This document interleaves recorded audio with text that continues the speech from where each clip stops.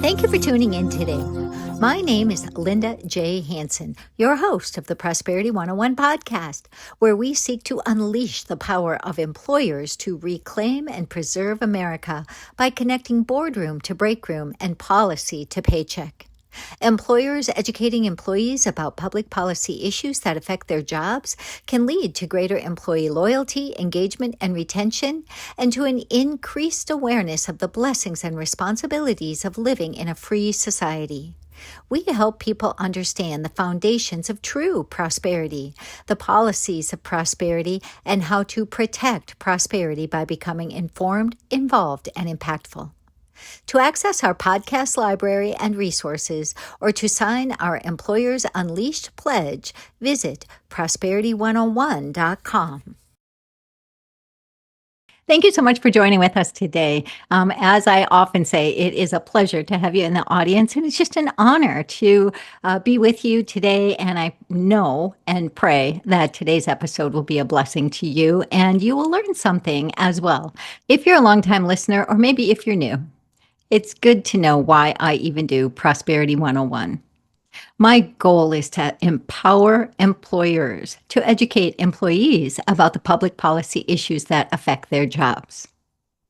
We know that millions of people go to voting booths every year and actually vote themselves out of their jobs because they don't understand the impact that policy has on their paychecks. They don't understand what the business leaders, the business owners go through to provide their jobs. It's simple to help them learn basic economics and basic civics, but it is not something that's often done in the marketplace. My goal is to empower you as a business leader to be able to speak about such things with clarity, simplicity, and truth. That's also why I started Employers Unleashed. Employers Unleashed is just a community of employers seeking to reclaim and preserve America by not only sharing these economic and civic truths, but really helping to impact the 7 mountains of culture through the ways they run their businesses. This is how we change a culture. This is how we save a country, because policy isn't made in the capitals. Policy is created in the culture, and the culture is created through the individuals, the hearts and minds of the individuals. So that's where we want to focus. Now, an example of a company that has done an amazing job of impacting culture is Hobby Lobby. I entitled this episode, Small Beginnings, Big Impact. Moving mountains in the marketplace. And my guest today is my dear, dear friend, Peter Dobelbower. Peter is the Senior VP of Legal at Hobby Lobby stores, and it is just such a joy to know him, to watch the trajectory of his career and the impact that he and the Green family through Hobby Lobby have had in America and around the world. I'm excited for this conversation, Peter. Thank you for being with me, and just welcome. Thank you, Linda. I'm really glad to be here and visit with you today. Well, our friendship spans quite a while. Do you want to tell the listeners when we first met and how long we've known each other? Yeah, I think you'll probably have to tell me how long it's been, but I can tell you when it started. It was during Herman Cain's campaign for president. I was a big fan of Herman, and in fact, I flew down to Corpus Christi, Texas, to meet him at one of the gatherings that he had at that time because I was just so impressed with him, and that's how we met, was through Herman Cain's campaign. Yes, exactly. I remember talking to you quite a bit and getting to know you during that time, and the friendship has just advanced through that. And I want to thank you too, because I know over the years you've been such a great advisor to me with what I do with Prosperity 101, what I've done with Employers Unleashed. You actually joined our last webinar where we talked about the mountain of culture that includes arts and entertainment. And you joined and talked about how your work and the work of Hobby Lobby and the people within Hobby Lobby have really worked to impact culture on all mountains of culture. So it's just a great story. If you could share a little bit about how you ended up in your position. I know that's a long story as well. But then what's the mission that the Greens have that you work so hard to complete? And then we'll go into some real action steps you've taken to educate employees within your workplace to help them understand how to preserve their freedom and their religious freedom and how to understand the truth of Scripture. Yeah, it's really, and I certainly wasn't aware of it at the time, but it was a little, just about, probably about 30 years ago, right now. I was in private practice. I'd been practicing law for about 11 or 12 years at the time, and I was really kind of anxious about doing something different. And so I decided that I would like to find a position in-house somewhere. And I was here in Oklahoma City. I grew up here and went away to my undergraduate at Westminster College in Fulton, Missouri, which is where Winston Churchill gave the Iron Curtain speech. And I came home from college and went to law school and worked for a law firm for a short period of time, then opened up my own firm with a couple other lawyers. And I did that for about 11 or 12 years. And we grew that firm to about 11 or 12 lawyers. And so decided I wanted to get into in-house if I could. And and back then I saw an ad in the newspaper because that's where they were advertised. If there was a job, you would look in the classified ads, and I saw this ad in the newspaper and the Daily Oklahoman, and it said simply local retailer looking for first general counsel, and had a post office box, and had no idea who it was because it was called a blind box ad. And so you would just send your resume and a cover letter in on a blind box ad. And I'll never forget when I got the call to say, we've got your application and resume. We'd like for you to come in. They said that this is Hobby Lobby. And my first reaction, my first reaction was, oh gosh, Hobby Lobby. And you got to understand, 30 years ago, I didn't do much at Hobby Lobby, didn't do much shopping there, but we had a store in a really not the best part of town at that time, and that's where I thought I was going to interview. And I really thought to myself at the time, well, I need the experience. So I decided, I said, yeah, great, I'll go in. And the building I'm in right now, they had just built this building about a year before, and it's 1 million square feet, warehouse offices. And so I drove out here. I'm pretty impressed. I thought that, was great. And I went in and I was interviewed by the CFO because the CFO had only been with us not a year, and he told David Green that we needed our own general counsel. David said fine. So I interviewed, and probably 2 or 3 weeks later, I got a call and said, we'd like for you to come back in and meet David Green. And so I came in, met David, and they hired me, and that will be 30 years on September 16th of this year. Amazing. It's just amazing, and what you and Hobby Lobby have done as you've grown has just had an incredible impact around the world. I don't know that everyone even knows the story of Hobby Lobby. There's many of us who do, but maybe you could just share very, very briefly the intro of how David Green started Hobby Lobby and what his conviction was to stay closed on Sunday and how to protect the families that worked for him and prosper them. But maybe you could just share a little bit about that because his vision and his tenacity to stay true to his beliefs is really what built this amazing company and ministry around the world. Yeah, there's a lot there to Yes. that request, Linda, and I'll tell you why. So when I started, um, we were just about at our 25th year, believe it or not. Hobby Lobby and David had been in business for about 25 years at the time. And, you know, boy, I tell you, I take this for granted so much. And what I mean by that is, I could really get emotional about this because this job has been life changing. And I don't mean from a career standpoint, even though that's true. That's not what's important. What's important is how my spiritual growth. And there's just I believe, so few people that could say that about their job.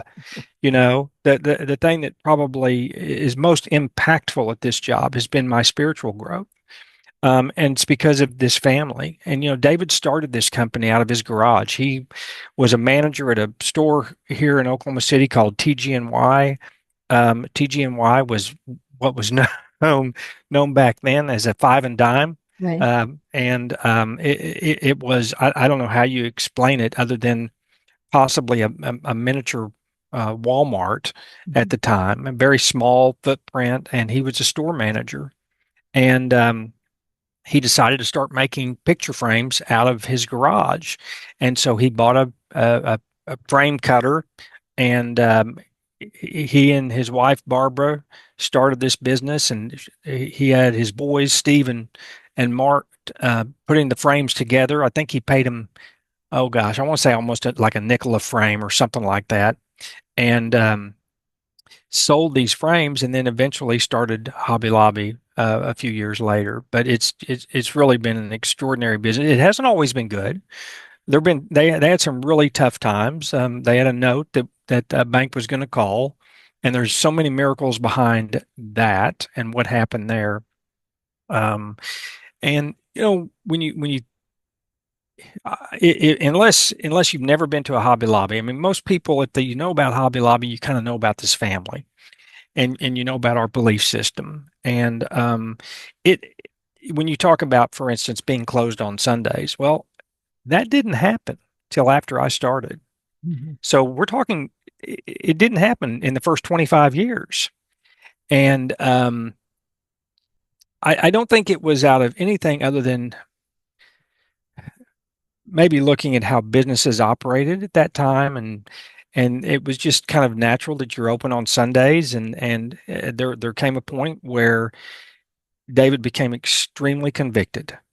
Mhm. And I think, you know, probably would tell you today. I mean, we didn't close all the stores at once, so not complete faith. He'd tell you the same thing, but it didn't take long, really, at all, to realize that we lost nothing by closing on Sunday. Absolutely nothing. Our sales increased, it was just there's so many obvious signs of just the Lord's blessing on this company and this family.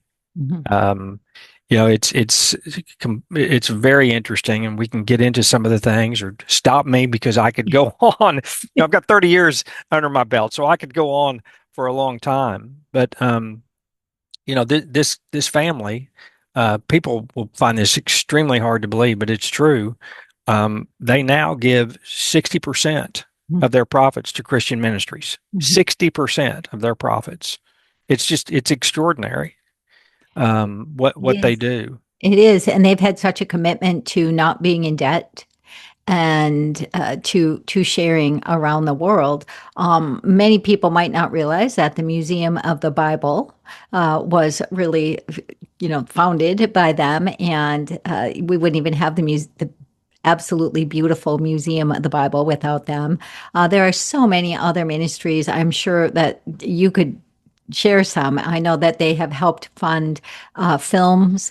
There's so many things. And through my Employers Unleashed community and the webinars I do, we talk about taking back these seven mountains of culture, the business, the family, education, media, arts and entertainment, government and military, and religion. And I always say business touches every single mountain of culture through the work that we do, through the relationships that we have. We touch every single mountain of culture. And when I think of a business that has touched mountains of culture, not only here in the US, but around the world, even by the way they do business with overseas partners, it's really incredible. So when we talk about reclaiming our nation, preserving the freedoms that we have, and elevating our nation back to this Judeo-Christian base that started this beautiful, beautiful nation that we have. They're doing so by example, and it's really exciting. Yeah, it really is. And you talk about the Museum of the Bible, which is it's an extraordinary thing. And it was a lot of work, and I think I don't think Steve Green, who really is the founding force behind the museum, I don't think he necessarily intended this at all. As a matter of fact, I think there were a few guys that came in and talked to him about preserving some old manuscripts. They wanted to start their own museum, and it just kind of went off from there. And it's been an extraordinary um, ministry for this company. It really has. Well, and I can highly recommend a visit there, even if you might be listening and you might not be a believer in Jesus. You might wonder what the Bible is all about, and you might just think, what does it even mean? The Bible in history is enough to just overwhelm you with amazement. But spiritually, it's hard not to be touched when you go to the Museum of the Bible and you see the reality of truth in Scripture. And so I'm so grateful that they have followed through on that vision. And I mean, it's such an impact right there in Washington, D.C., and big sign at the top of the building, Museum of the Bible, and bringing light into a sometimes dark place. So thank you to the Green family and to all who are a part of that. But they've also been involved in helping to fund great films, books, things that really impact culture. We might not have time to go into all of that, but there is something. I mean, maybe we can go back to it, but there is something else I definitely want to cover before we run out of time. And that is something you recently did with your employees in your department to help them understand the beautiful history of America, the importance of protecting their freedom, and just the blessings and responsibilities of living in this free society. So, as I talk about employers impacting employees, this was a perfect example. And so, can you share and give these ideas to those who may be listening? Yeah, absolutely. I want to take one step back for just a moment regarding the museum because you said something that I think is very important, especially for those people that are listening today that might not be a believer. The Museum of the Bible is there for you to make your decision. They don't walk around proselytize at all. This is such an extraordinary history book of our history, of the world history, and especially at this time of our 250th, when you realize that the book that was in almost every home at our founding was the Bible. People learned how to read as a result of the Bible. They may not have any other book but the Bible. And so going to the Museum of the Bible, you're going to learn these things. You're also going to be able to make your own decisions about how these things progressed and how it was used in our founding. I'm actually so glad you brought that up because I think sometimes people might be afraid to go. They think they're going to be pushed into a certain religious view or pushed to become a Christian. It is just an amazing place to go and learn and see not only the history and how it has impacted our nation, okay, but worldwide. I mean, you can see Bibles in every language. You can see, we don't have quite all the languages translated yet, but we're getting there. But the amazing history of the importance of Scripture throughout the world, and it's incredible. So, we really recommend anybody to go. And don't worry, people aren't going to, hit you over the head and make you Not at believe all. like them. This is all about, that's the wonderful thing about Christianity, is no one makes you do it. It is a personal choice. It is just definitely between you and God. So before we move further, I do just want to take a pause and say, if anybody's listening right now and there's something that we have said that touches your heart and tells you, wait, maybe I don't know about Jesus. Maybe I don't know. Maybe I need to learn. We just encourage you. It's just a beautiful time to just bow your head and say, Lord Jesus, I want you to be my Lord and Savior. Show me the way for my life. It's a simple thing, but it absolutely changes your life. And, we want every listener out there to become all that God created you to be, and for you to fill your fullest potential in Jesus and to have that peace and joy in Jesus. And if you don't, please reach out to Peter, reach out to me, go to the Museum of the Bible and just learn, study. And if you can't get there because it's too far away, you can go online and see many things that will help you. But don't let it scare you. And just remember, Christianity is really the only religion where you get to choose that you can have that relationship with God. It is really something where Jesus offers it to you, and it's up to you. It's a gift, but it's up to you to receive it. So thank you for bringing that up, Peter. But now let's transition Yeah. back into what you do with your employees. And it's just an exciting thing that you did to celebrate America's 250th birthday. Yeah, it was last November, and with everything that's going on in our nation right now, and as I looked at this, and I thought to myself how much our founding has been lost on younger generations, not really understanding it, and in fact, oftentimes we even take things for granted, and so I wanted to figure out a way to do this. I introduced to them last November. I wrote a letter to them and just said that we're going to learn about how to be civil. We're going to learn how our country was founded and why it was founded. I knew I had to be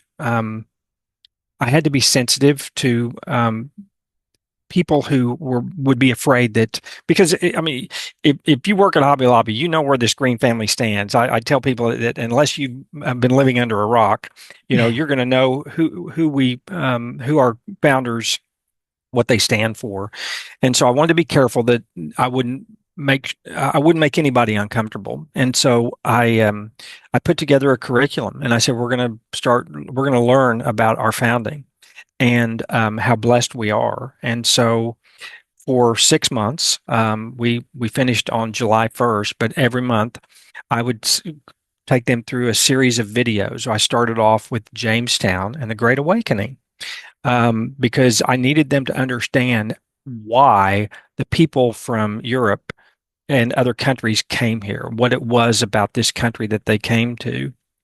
Um, and so I took them through that, and then I took them through the acts, all the different acts that Great Britain was putting on us in order to pay for the French and Indian War and other things, and uh, why people got upset about that. No taxation without representation, understanding what that actually meant. Again, some of us can take this stuff for granted. But a lot of people. I wasn't interested in history as a kid. None of this really mattered to me when I was a kid, and I think a lot of people felt that way too. And then after that, I took them through Lexington and Concord, videos on all that. And then after that, I took them through the Declaration of Independence. I went ahead and jumped into the Constitution because I only had 6 months to do this and to be able to explain it to them. But through this whole process, we had different contests. So I've got about 70 cubicles here that my employees are in. So we did a cubicle decorating contest, and we did it every month. So some people would decorate their cubicle, take it apart, and do something different. And it was just extraordinary. They had so much fun. I bought about six cookbooks from the 1700s and I put them in our mailroom. And once a month, we have a food day, and I gave points for anybody who made something from one of those cookbooks, and they'd have to put out the recipe, they have to copy the recipe off. They get points for doing that. And then the one thing that I thought I'll I'll probably break my arm patting myself on the back here, but I created a bingo game. And the cool thing about the bingo game is um, all the answers, the questions would have to be researched to be able to find the answer. And I thought, "God, what a great way to teach for them to learn." And so, but the first bingo game, the person said bingo pretty quickly. I mean, it wasn't it probably, I had 76 questions on the bingo game. And I think there was a bingo after 23. And I think, what am I going to do? And so I decided, you know what? I'm going to have biggest loser bingo. So the last person that gets a blackout will win. And so they went through all 76 questions they had to learn. Then after that one, I did another bingo, and actually that bingo is still going on. It will end this Friday. And so, and then the other thing I did, I gave a test every month based on the videos that I showed. And I would give about 20 multiple choice questions. And so they went through, they did five tests. And there was a point where, and I think it was the second test, they didn't like one of the answers that I thought was correct. And I think they were probably right. It was not a good answer. But anyway, they decided they were going to have a revolution. So they had their own No King's Day. And because I was kind of the king, they said. And they ended up doing a big poster, no kings, and they were going to have a revolution. And I went and put a big circle and a line through it, and I wrote at the top, "It's still a monarchy until July 4th." So, but everybody's had a lot of fun. We ended on July 1st, and everybody got dressed up in colonial attire. Not everybody, but a lot of people got dressed up in colonial attire. And we just had a wonderful celebration, a very patriotic celebration. It lasted about an hour and a half. I had the Sons of the American Revolution come in, their color guard, to open us. We sang, we said the Pledge of Allegiance, and we sang the national anthem. And then we sang patriotic songs. We had some of our people are very talented, and so they played, and the guitar and the piano. And then I had a young lady who's 19 years old that my wife and I met, who plays the violin, and she played old violin music throughout our whole luncheon. It was just beautiful. Right. Yeah, yeah. And so, but it was great. And I know so many people came up to me in the department and said just how it just one, they never knew these things, or they're just so glad, and it's just renewed in them a spirit of patriotism. And I'm not done. We're still going to do more, but our big things are over, and the contests are over, and it was it was a lot of work, and I have a newfound appreciation for teachers. Believe me. Well, this is just such a great example where this is, probably a little more intense than many employers would like to do or maybe can do based on, their budget or their time frame or what their workforce is. But there's always something. And I always tell people that when you take time to educate your workforce about the things that will help them protect their freedom, their flourishing, their families, they're grateful. They become very grateful. And then they realize that, this is a place that they can be loyal to. This is someone that deserves their respect. So it really does increase, I believe, loyalty, engagement, retention. And I'd say to employers or business leaders out there who might not have the resources or time that Peter did, there's so many things you can do and that's why I have the Break Room Economics online course. It's designed to be just 12 short lessons. It's, short little videos, 3 to 5 minutes each, with a very short lesson that the transcript that goes with it. And then after each section, we have a short quiz that's a self quiz. They're not getting graded like you did, but but if an employer wanted to do that, they could. So my break room economics course can be used as a lunch and learn series. It could be used as an all day workshop. It could be used as independent study, just something that an employer offers to their employees as a perk. And if they ever want to talk about it, they can. Some employers don't know what to say and they're afraid to talk, or maybe their workforce is so small, something disorganized might feel unnatural. And so they just use something like this. I have one employer who has the course and he just talks through things with his employees and it's not so formal. So however you choose to do it, please do educate your employees, your workforce, those who work under you or with you regarding the basic freedoms of our nation, how to protect them, how to be an active citizen. And then also, as believers serving in the marketplace, then we have open conversations with why it matters. We want to protect that freedom for all people to make the choice if they choose Jesus or whatever they choose. We want religious freedom. We want economic freedom. We want families to be able to raise their families in the way they desire. And we want to make sure that human flourishing and freedom is what is promoted. And that's what our nation offers. And it's important for us to educate our workforce about that. And when we do that, we can move those cultural mountains, those 7 mountains of culture. We can really move those mountains of culture so that we can positively impact our nation and the world. So, Yeah.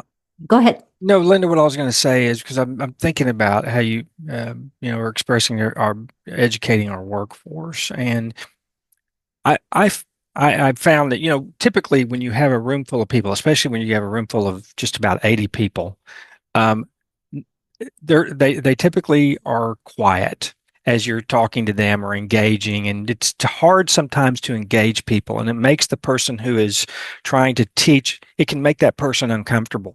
Mhm. And I think probably one of the ways you have to, at least for me, and the reason I think it was successful is that I make sure, first of all, that I know everybody in my department.